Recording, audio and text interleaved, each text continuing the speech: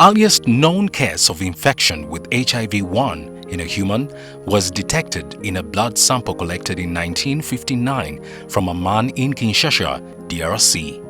HIV is a virus that attacks the body's immune system and, if not treated, can lead to AIDS, acquired immune deficiency syndrome.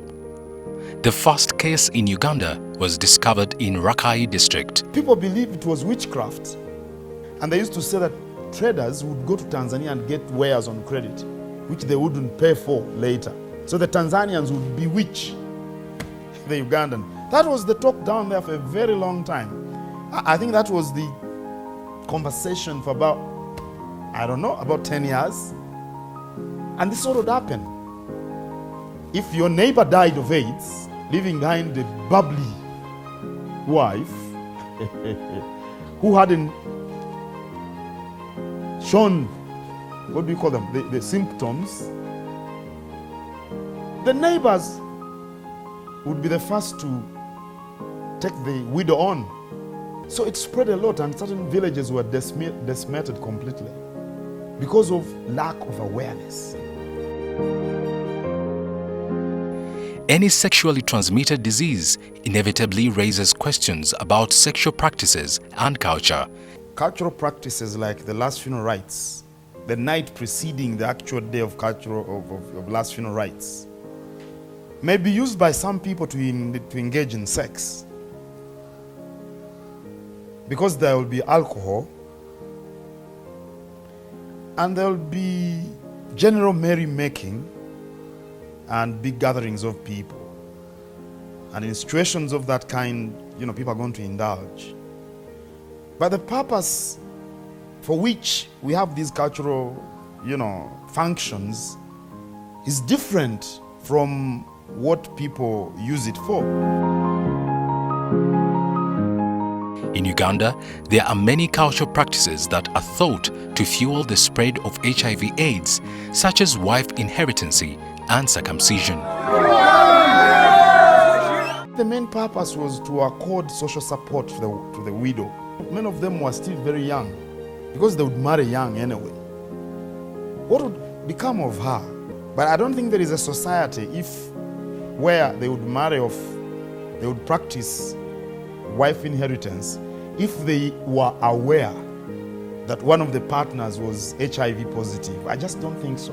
The people that we selected and built capacities for in the chiefdoms continue speaking to the populations about the negative cultural practices like wife inheritancy, like not being able to differentiate between the dangerous instruments they are using while visiting the traditional healers. And I'm glad to mention that one of the teams that were able to build capacity for was the team of traditional healers.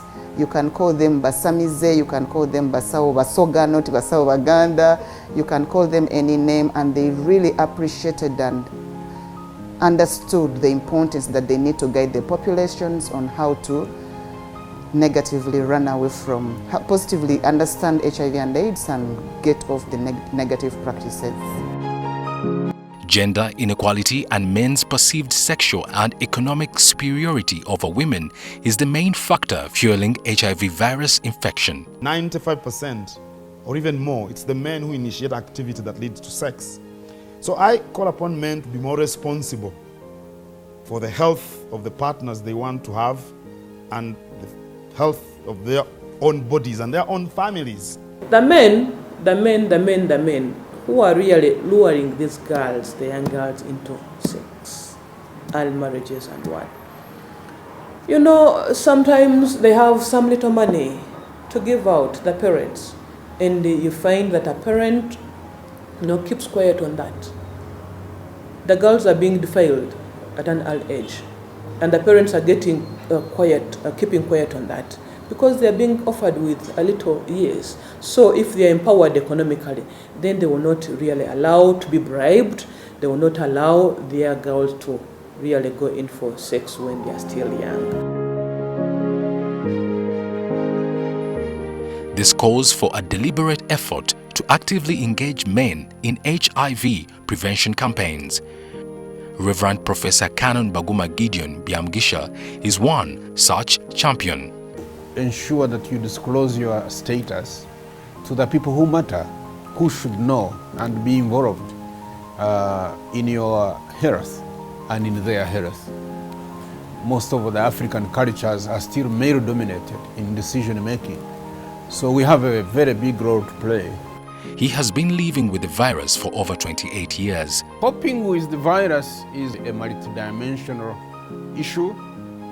The body has to be protected, the mind has to be fed with positive thinking, and the spirit has to have love, has faith, has have hope. The three of them have to be in sync. I accepted I had the disease, but I was inquisitive. I wanted to know, is this now the end of my life? My mind said, yes, it is there. Yes, it is killing people, but how long can you live? And who is going to make it for you? Nobody. So my mind was, find out more, see how long you can survive. So really, it was the survival instinct that helped me to resist the stigma. But stigma was there. It has never ended, by the way. It is still there. Women suffer from stigma more than men. The HIV/AIDS epidemic is driven by complex and poorly understood sexual dynamics that include, among others, concurrent partner relationships and multiple partner relationships involving both males and females. We want to urge men to come for services, to come and know their HIV status, and in particular for them, because they're often the leaders of the household, to also provide that leadership in the household to make sure and to support their partners, their families, when they come to seek treatment. Ultimately, everyone's lives are different. How you cope with your diagnosis and how you move forward will be unique. Stigma, many times, is associated with the individual. In other words, the individual first stigmatizes himself by trying around to think that other people are looking at you instead of you focusing on the problem you have. Stigma is basically lack of knowledge and focus. And we can defeat this by acquiring more education. Until we get to the point where we get a number of men who can weep for themselves, weep for the havoc we cause in the community. Like now we are being told that the men who don't know their HIV status or who are not consistently taking their ARVs are the reason why 151 new infections happen among young people every day. Now, if you don't weep for that and you continue saying, yeah, you are not helping. So that gender norm has to change. When someone gets HIV, that person can spread the infection to other people, sometimes intentionally. Under the criminal law, a person with HIV is criminally liable for prosecution if they have intentionally transmitted the virus to their partner without informing them of their status. The Penal Code Act is to the effect that a person that commits a sexual offense, if they be found with HIV, then such an offense is aggravated, especially when it is defilement. So presence of HIV in the individual that has committed this offense is actually an aggravating factor. What are the consequences of the application of these laws in the AIDS response? The maker of the law was coming from a very difficult position. At the time when this law was made in 2015, Uganda was ranked the most affected in the world. And therefore, the maker of the law was concerned that if this position is not checked, it could wipe our nation. And there was also anger at the time when it was made. Is our evidence today capable of telling us that he had a criminal mind in transmitting it? Or his intention was not actually to defile, but also to transmit the disease? we are not capable of finding out that in most cases. We don't have to have a law saying that if you are HIV positive, your matter is aggravated. We can't even prove that people had intent to spread HIV. They may have intent to defile, but not intent to spread HIV. And so I'm of the view that we know, the only thing that we can easily prove is that this person was on medication for HIV, and for that reason, he knew he was HIV. But if you say, I had intention to spread, does it mean that when I'm HIV positive, I die sexually? I am still sexually active, just like any other person who is not HIV positive. This means that the law is defeated in those reasonings. HIV is the virus that causes AIDS. But proper treatment and regular medical care keeps the immune system strong enough to prevent developing AIDS.